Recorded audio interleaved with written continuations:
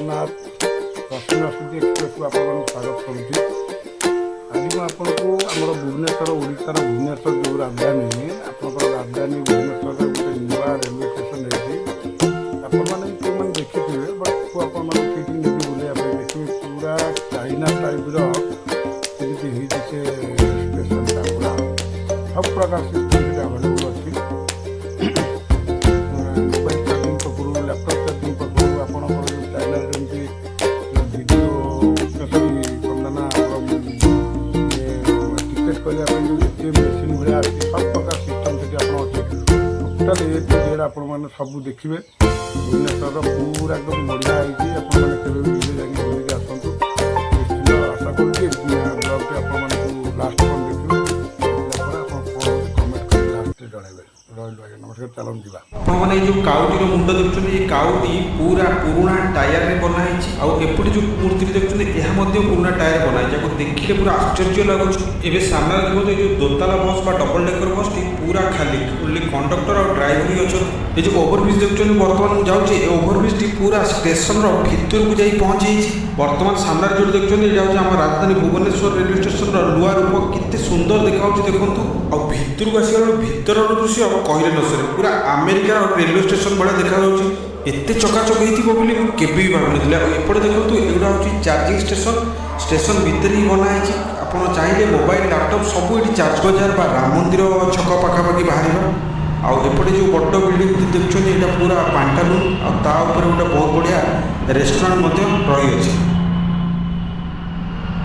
ଏବେ ମୁଁ ସେପଟୁ ଲକ୍ଷ୍ମୀ ସାଗର ପଟୁ ପଳେଇ ଆସିଲି। ଆଉ ମୋ ସାମ୍ନାରେ ଏଇ ଯେଉଁ ଦୃଶ୍ୟଟି ଦେଖୁଛନ୍ତି ହେଉଛି ଆମର ରାମ ମନ୍ଦିର। ବହୁତ ଭବ୍ୟ ଫେମସ୍ ରାମ ମନ୍ଦିର। ମୁଁ ରାମ ମନ୍ଦିର ଆଗ ଦେଇକି ଜଷ୍ଟ ପାସ୍ କରୁଛି ଆମର ଭୁବନେଶ୍ୱର ରେଲୱେ ଷ୍ଟେସନ ଆଡ଼କୁ ଚାଲିଛି।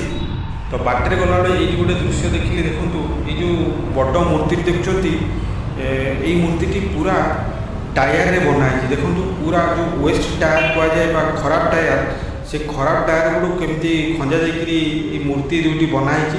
সেপটে গোটে মূর্তি দেখলে আপটে গোটে কাউর মুহ বা থন্ট কেউ টাইপ রয়েছে। এটা পুরা ওয়েস্ট টায়ারে বনা হয়েছে। বহুত সুন্দর লাগুছে দেখলে। বহুত কারুকার্যের বনা হয়েছে এটাকে। এটি দেখুন উদুদিয়া খরা বেল খরা গরম এতে হচ্ছে অসহ্য গরম। কিন্তু এই যে জায়গাটি দেখুন এটা হচ্ছে আমার ধারণা স্থল। এবে বি এই গরমে বা খরারে এটি লোক মানে ধারণা দিয়েছেন। বহুত সারা লোক আম ওড়িশার আসিকি বিভিন্ন প্রান্তর এটি ধারণা দিয়েছেন সেমানଙ୍କର দাবি পূরণ করা লাগি। তো বর্তমান মু আমার মাস্টার ক্যান্টিন পাখাপাখি পৌঁছি গলানি। আর রাস্তার গলাবেলে এই যে লেফট সাইড্রে সব যে দোকান গুড়াক বা মল গুড়াক হয়েছি তাদের যে এলইডি ডিসপ্লে গুড়াক লাগিছি তাকে দেখিলা বেড়ে লাগুଛି মানে যেমনি আমি গোটে অলগা রাজ্য বা অলগা দেশକୁ আসিগলা বেড়ে। আবে মু আপনার গোটে দৃশ্য দেখুন মো সামনে এই যে গাড়িটি আসছে এটা হচ্ছে ডবল ডেকর বা দুইতালা থিবা বস। বসটি টোটালি লোক না কেবল কন্ডক্টর আর ড্রাইভর বসছেন। আর পছরে মোহন সাহর ফটোটি মরা হয়েছে। সে যা হোক বর্তমান সে জায়গার বাহারিকি আসি মু এই যে ওভরব্রিজটি চলুছি দেখুন। এই ওভরব্রিজটি পুরা নূয়া হিসাবে বনা হয়েছে যেটা কি পুরা স্টেশন ভিতরକୁ যাচ্ছে। মানে আমার যে ভব্য রেলওয়ে স্টেশন নূয়া উপরে নবীকরণ করা যাচ্ছে। এই ওভরব্রিজ মাধ্যমে আপনার গলে দেখুন পুরা স্টেশনর এন্ট্রান্সরে যাই পৌঁছিଯିবে। আর এন্ট্রান্সটি দেখুন কেতে সুন্দর ভাবে চকাচক করি বনা হয়েছে। এই যে ওভরব্রিজটি বনা হয়েছে এদ্বারা যাত্রী মানে যাচ্ছেন সে আরামসে যা আসা করা লাগি সুবিধা করা হয়েছে। এটা হচ্ছে দেখুন সেই ভব্য বা ভুবনেশ্বর রেলওয়ে স্টেশনর নবীকরণর মেন গেট বা প্রথম আসলে আপনার এই জায়গায় পৌঁছবে। বর্তমান এপর্যন্ত কাম সরি না, কিছু মাত্রার কাম বাকি অছি তো কাম চালু অছি। উপরে দেখুন বর্ষা নহবা লাগে কেউ টাইপর ফাইবর সেড গুড়াক সব করা হয়েছে। বহুত মানে কারুকার্য কুটিকমরে এগুলো সব বনা হয়েছে। সব দেখি যেটা কি এন্ট্রান্সরে রয়েছে। বহুত মানে দুইতালা তিনতালা উচ্চার এই এন্ট্রান্সটি রখা যাইছি। ভিতরକୁ আসিগলা পরে ভিতরর দৃশ্য দেখুন মু দেখাচ্ছি যেমিতি মানে আপনার লাগিব আপনার গোটে বাহার দেশর কৌশি স্টেশন ভিতরକୁ আসিগলা ভাড়া লাগিব। পুরা চকাচক বঢ়িয়া সে সজা হয়েছি। খালি সজাসজি উপরে ধ্যান দিয়া যায়নি, যাত্রী মানক সুবিধা লাগি ଏଠି ପାଖାପାଖି 12ଟି ରୁ 13ଟି ବିଶାଳ ଲିଫ୍ଟର ବ୍ୟବସ୍ଥା ମଧ୍ୟ କରାଯାଇଛି। ଦେଖନ୍ତୁ ମୋ ସାମ୍ନାରେ 2ଟି ଲିଫ୍ଟ ଅଛି ଆଉ ଏପଟେ ବହୁତ ସାରା ଜିନିଷ ଅଛି। ତେଣୁ ଆପଣ ପୁରା ଭିଡ଼ିଓଟିକୁ ଦେଖନ୍ତୁ, ବହୁତ କିଛି ଜିନିଷ ଆଜି ଆପଣଙ୍କୁ ଦେଖିବାକୁ ମିଳିବ। ଆଉ ଏଠି ଦେଖନ୍ତୁ ଏକ୍ସେଲେଟରର ସୁବିଧା ମଧ୍ୟ ରହିଛି, ମାନେ ତଳୁ ଆପଣ ଗ୍ରାଉଣ୍ଡ ଫ୍ଲୋରରୁ ଫାର୍ଷ୍ଟ ଫ୍ଲୋରକୁ ଆସିପାରିବେ ଏକ୍ସେଲେଟର ମାଧ୍ୟମରେ।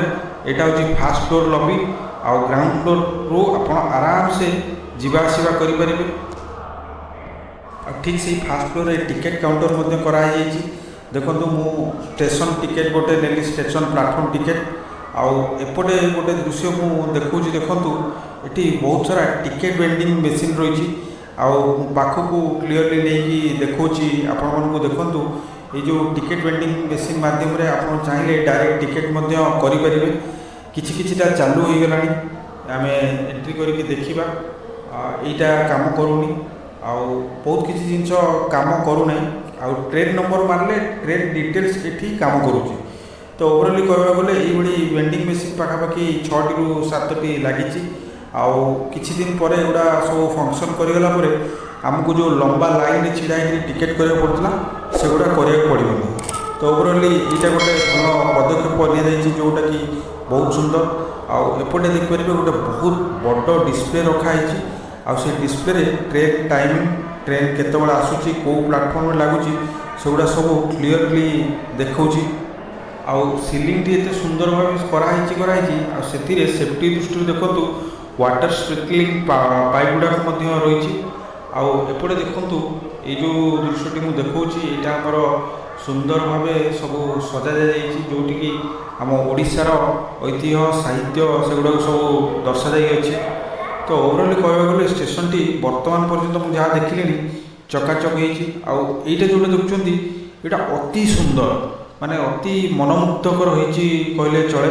ଆଉ ବହୁତ ବଡ଼ ଆକାରରେ ମଧ୍ୟ ବନା ହେଇଛି। ଆପଣ ଦେଖିବେ ପାଖାପାଖି 500 ରୁ 600 ମିଟର ଲମ୍ବା ଏ ଯେଉଁ ରେଷ୍ଟ ରୁମ୍ଟି ରହିଛି, ଠିକ୍ ସେଇ ଫାର୍ଷ୍ଟ ଫ୍ଲୋର ଲବିକି ଲାଗିକିରି ଏଇଟା ବନା ହେଇଛି।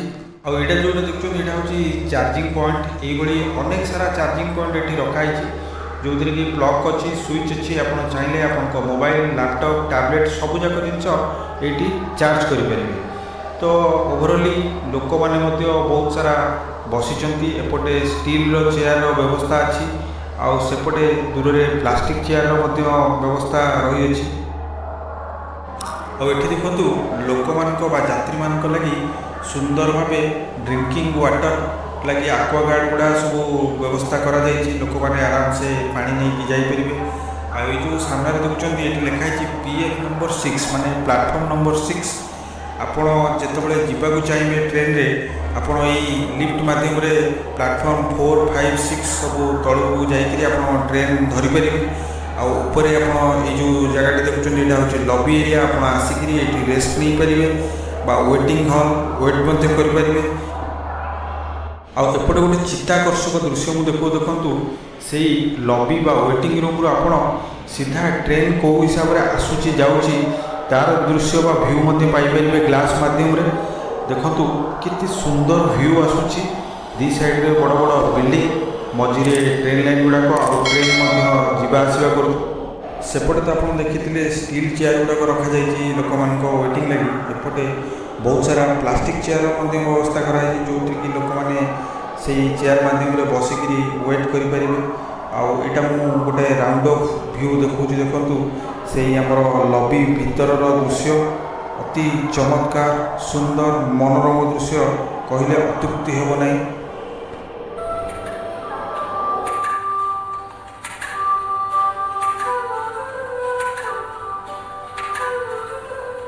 ଆଉ ଏପଟେ ଦେଖନ୍ତୁ, ଏପଟେ ମଧ୍ୟ ଆଉ ଗୋଟେ ବିଶାଳ ଲବି କାମ ଚାଲିଛି। ଏଠି ଟାଇଲିଂ କାମ ଗୁଡ଼ା ଚାଲିଛି। ଏଇଟା ଆଉ କିଛି ଦିନରେ ରେଡ଼ି ହେଇଯିବ। ମାନେ ଓଭରାଲ୍ କହିବାକୁ ଗଲେ 2ଟା ଲବି ରହୁଛି। ଆଉ ଏପଟେ ଯେଉଁଟା ଦେଖୁଛନ୍ତି ଏଇ ଯେଉଁ ପାହାଚ ମାଧ୍ୟମରେ ଆପଣ ଉପରକୁ ଯାଇକରି ୱେଟିଂ ରୁମ୍ ଅଛି, ଯେଉଁଠିକି ଆପଣ ୱେଟ୍ କରିପାରିବେ ବା ରେଷ୍ଟ ନେଇପାରିବେ। ବହୁତ AC ଆଉ ନନ୍ AC ମଧ୍ୟ ରହିଛି। ତା ଲାଗି କିଛି ପଇସା ବୋଧେ ଦେବାକୁ ପଡ଼ିବ ବା ଟଙ୍କା ଦେବାକୁ ପଡ଼ିବ, ଦେଇକରି ଆପଣ କାମ କମ୍ପ୍ଲିଟ୍ ହେଇନାହିଁ। ଏପଟେ ବି ବହୁତ ସାରା ସିଷ୍ଟମ୍ ଅଛି, ଯେମିତିକି ଦେଖିପାରିବେ ମୋ ବସ୍ ଗୁଡ଼ାକ କନେକ୍ଟ ରହିବ, ଯେମିତି ସେପଟେ ମୋ ବସ୍ ଷ୍ଟାଣ୍ଡ ଗୁଡ଼ାକ ରହିଲା। ଆଉ